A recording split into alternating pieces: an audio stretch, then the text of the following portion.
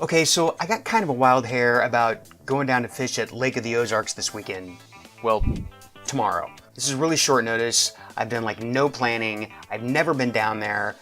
But I did get some good intel from my man Garett over at Show Me Adventure. He lives down that way. He pointed me to a launch site that has a little RV camping ground by it. Perfect. I'll get up early, drive down, fish all day, camp overnight at the campground, get up Sunday, drive back home.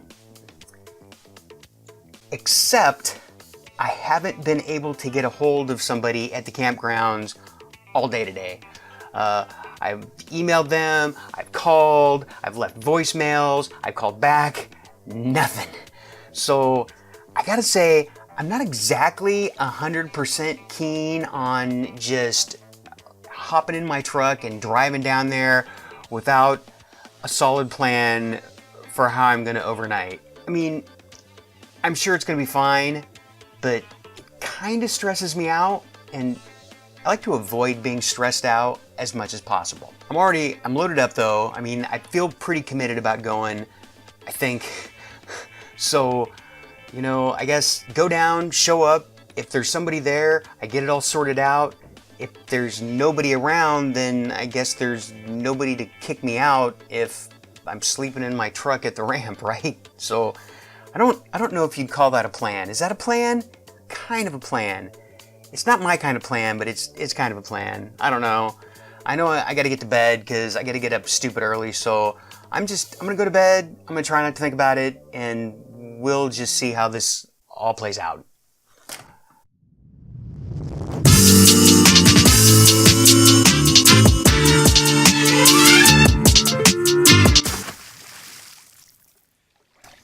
So I made the drive and I'm here on the Lake of the Ozarks.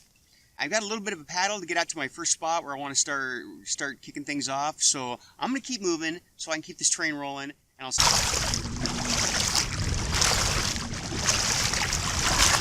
I mean, I brought food. It's just all back in my truck.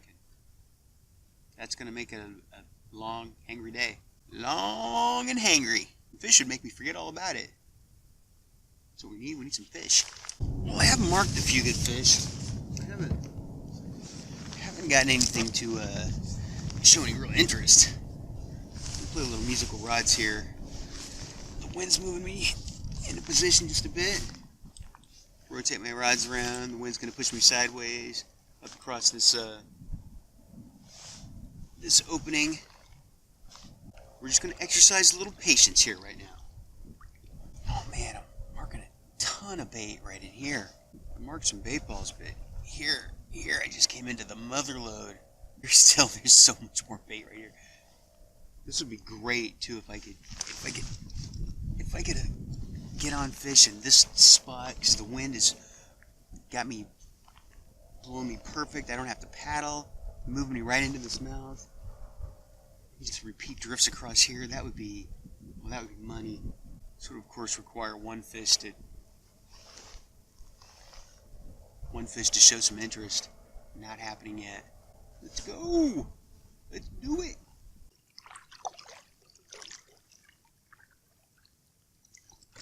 There we go.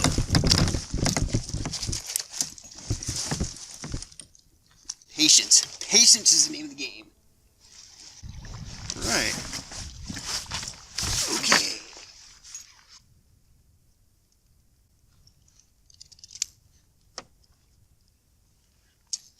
After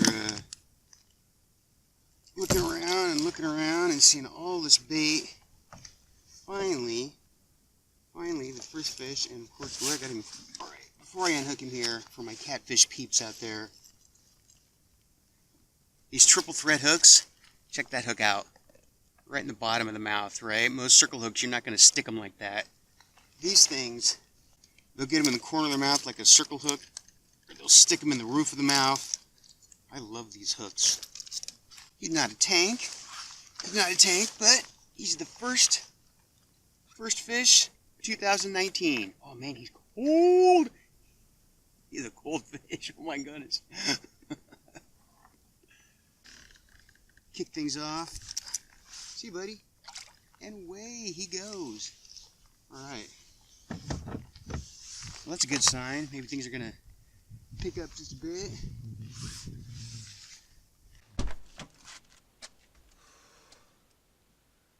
That was a long day.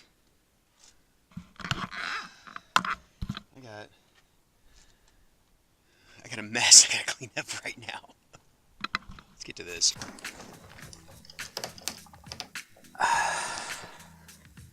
I got up at 3. That put me on the water by 9. I was back off and loaded up by 6. Back home a little after 11. So round trip, that took me 20 hours. I did actually get a hold of the owners of the campground. They were there. She called me back and left a voicemail that I'd missed, and they were there when I showed up in the morning. So that was all good. It was just when I got off the water, I was feeling pretty good and felt like I was up for the drive home. So I decided rather than stay, that I just would go ahead and drive home. So that's what I did. So it was a good learning experience for the logistics of this trip. 20 hours for a day trip. There are no guarantees when it comes to fishing. I mean, the only guarantee is that if you don't go, you're not catching anything. Besides, I'm working sort of a big picture game here. I'm trying to establish a small handful of reliable blue cat fishing locations that I can get to. And I mean, ideally, I've been looking hard to try and find blue cat fishing within the 3-hour range. 3-hour range is really my normal outside acceptable range for a day trip. 5 hours is totally doable for if I'm going to overnight someplace or for a weekend. But 3 is much better for a day trip. So I've been looking to try and find some good blue cat fishing within 3 hours. And the fact is, it just doesn't exist. All the good places are going to be a 5-hour drive. So what do you guys do? What's your outer limit drive time for a day trip one way? I'm curious about that. Curious to see how far people are willing to drive for a day trip. At any rate, it was still an adventure. It was still worth going, and I got this under my belt and know the logistics about this trip now. I will definitely add this spot to my list, and I'll be back. Hey, first cat of the year is in the bag, and it was a blue cat. That's definitely a first for me. So here's to a new year full of new adventures and new fishing firsts for all of us, hopefully. Happy Blue Year, peeps. Time to start planning the next adventure.